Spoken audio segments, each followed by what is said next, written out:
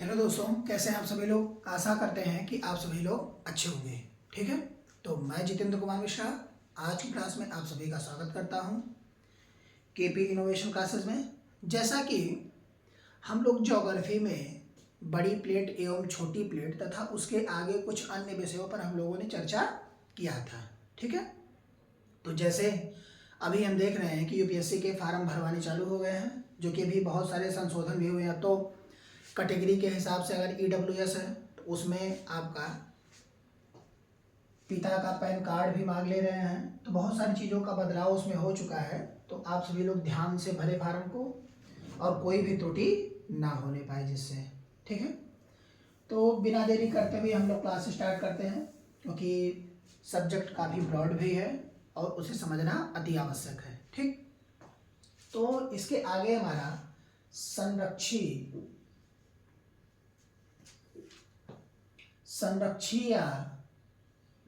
इसी को हम लोग रूपांतरित प्लेट कहते हैं। रूपांतरित प्लेट कहते हैं। ठीक है, जैसे इसमें एक चीज आप देख रहे होंगे, संरक्षी। ये इसका मतलब होता है कि यह टूटने का द्वेष नहीं करेगा। किसका द्वेष नहीं करेगा? टूटने का।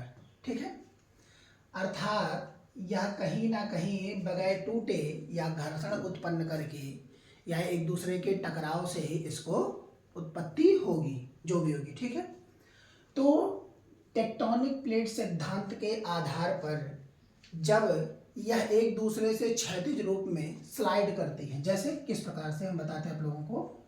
जैसे ये हमारी एक प्लेट है। ठीक, इसमें दो हिस्से होते हैं। ये हमारा, इसे कहा जाता है दुर्बलता मंडल। दुर्बलता मंडल। ठीक है, और ये ऊपरी भाग है, ऊपरी भाग। ठीक, अब यहाँ ये हमारी आएगी दूसरी प्लेट।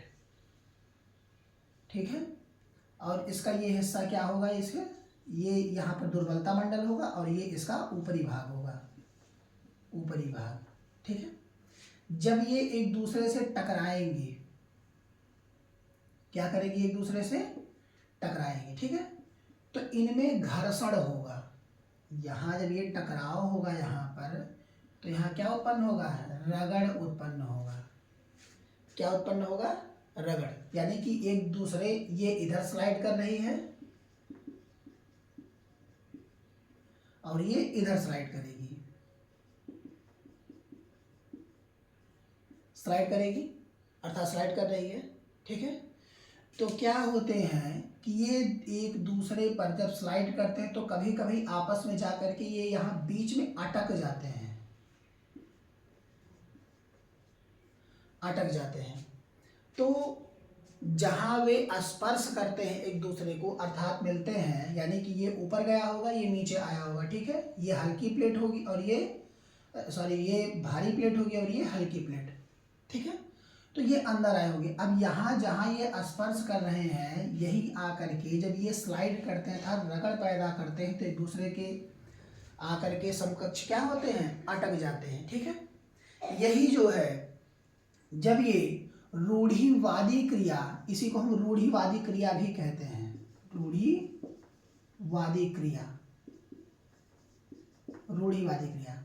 और जब यह क्रिया होती है, ठीक है, तो ये जो है क्रस्ट को बनाने या नष्ट किए बिना, क्रस्ट को बनाए या नष्ट किए बिना, जैसे ये हिस्सा है, ये जब यहाँ रगड़ करेगा तो ये नष्ट नहीं करेगा, ना तो ये नष्ट करेगा ना ही ये बनाएगा, यानी कि अर्थात ये निर्माण भी नहीं करेगा, निर्माण नहीं करेगा।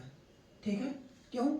क्योंकि जब ये एक दूसरे से नीचे उठ करके ऊपर जाती और यहाँ स्लाइड करके इसका निर्माण करती, तब किसी पर्वत या पठार का निर्माण होता, पर्वत या पठार का निर्माण होता।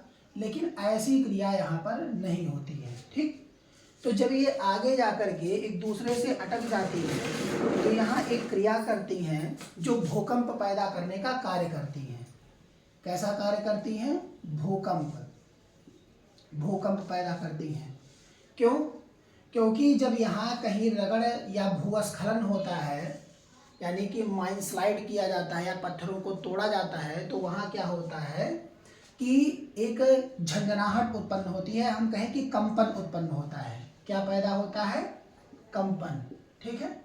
अब जब यह कंपन उत्पन्न होगा किसी माइन स्लाइड पर, या इसको तोड़ करके जब रास्ता बनाने का कार्य करते हैं, या जैसे उत्तराखंड है, हिमाचल का प्रदेश है, और पठारी क्षेत्र है जैसे नेपाल हो गया, मान लिया कोई एक पहाड़ गिरा, तो पहाड़ के गिरने मात्र से वहाँ क्या होता है कि एक दूसरे में गति उत्पन्न होती है, या हम कहें हलचल होती है, और उन्हीं हलचलों के माध्यम से ही भूकंप उत्पन्न होता है। ठीक है। जैसे आप लोग देखेंगे कि 1906 ईस्वी में भूकंप आया था, जो कि बहुत ही विशाल भूकंप था, और कहाँ आया था? सैन फ्रांसिस्को में।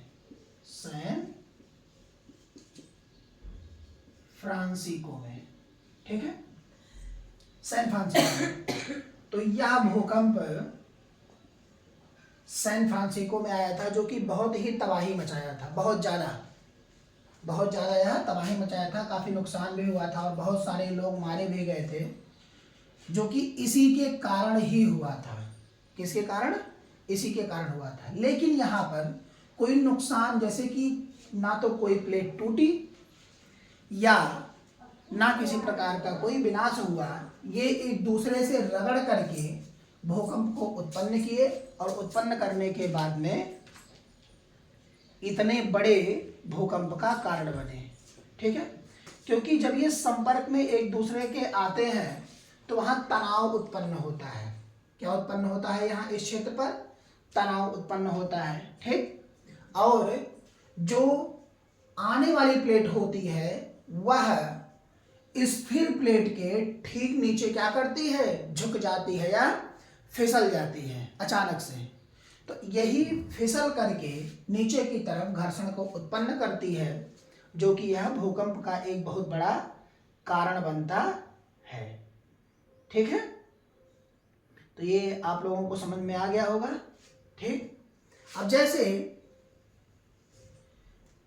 आगे हम चलते हैं, प्लेट विवर्तनिकी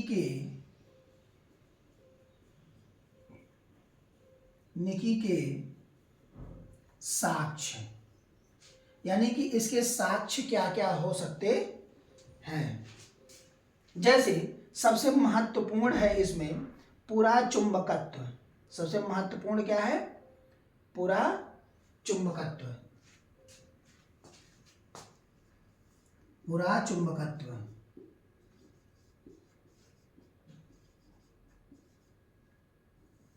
पूरा चुंबकत्व। ठीक है।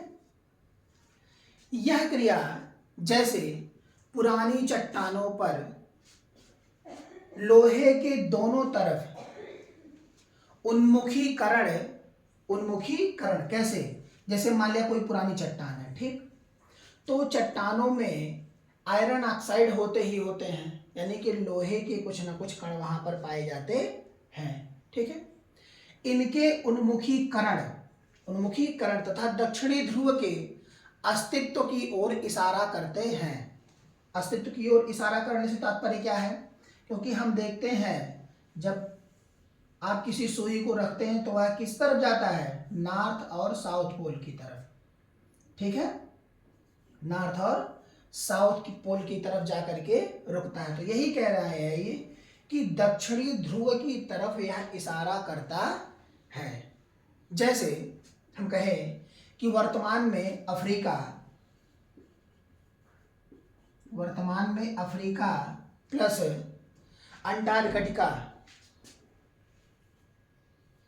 अंटार्कटिका, यह जो क्षेत्र है यहाँ लोग जाने के बाद भटक जाते हैं। क्यों? क्योंकि यह कंपास कार्य करना बंद कर देता है। ठीक है। ये ऐसे बीच के क्षेत्र हैं जहां कंपास कार्य करना बंद कर देता है, इसीलिए इसे भटकने वाला क्षेत्र कहा जाता है। क्या कहा जाता है? भटकने वाला क्षेत्र। ठीक है। भटकने वाला क्षेत्र कहा जाता है।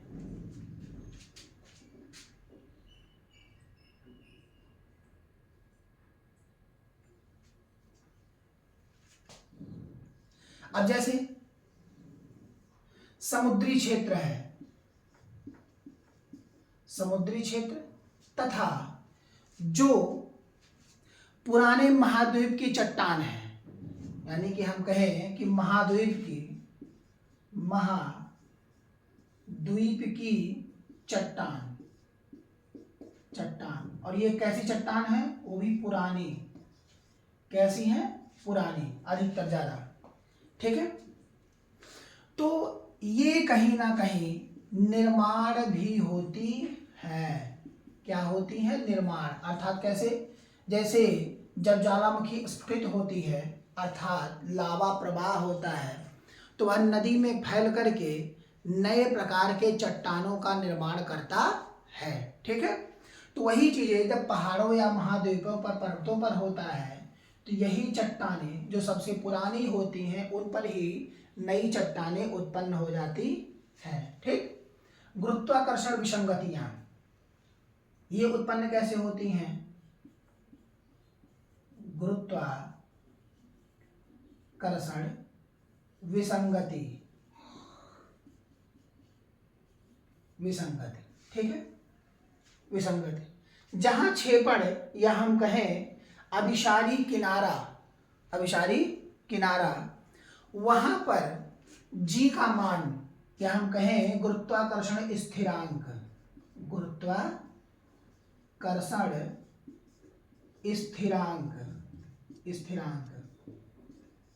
जी का मान, ठीक है, वहां कम हो जाता है। कैसा होता है, कम हो जाता है, क्यों, गुरुत्वाकर्षण विसंगतियों में। अभिसारी किनारा से तात्पर्य क्या है, जैसे कि वह क्षेत्र या हम कहें कि जहां छेपड़ हो रहा हो वह किनारा, ठीक है, वहां जो नुकसान होता है, उसी नुकसान को इंगित करने का कार्य करता है छेपड़ से, क्योंकि कमी आएगी। जैसे वायु द्वारा छेपड़ होता है, रसायन द्वारा छेपड़ होता है, या हम कहें कि जिस प्रकार से भी छेपड़ हो, चाहे खनन से हो या किसी के द्वारा हो या किसी अस्त्र शस्त्र के द्वारा हो, या उसे छेपण कराया जाए या क्षरण उसका कराया जाए, इस तरह से, तो वहां जी का मान कम हो जाता है और जो नुकसान होता है उसको यह इंगित करने का कार्य करता है। जैसे इंडोनेशिया में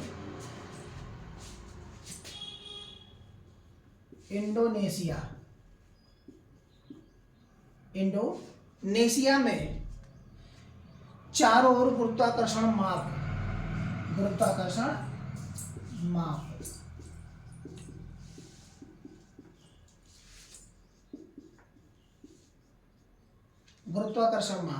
और यह जो माप है यह द्वीपों के चारों तरफ सीमा से लगी हुई समुद्री खाई के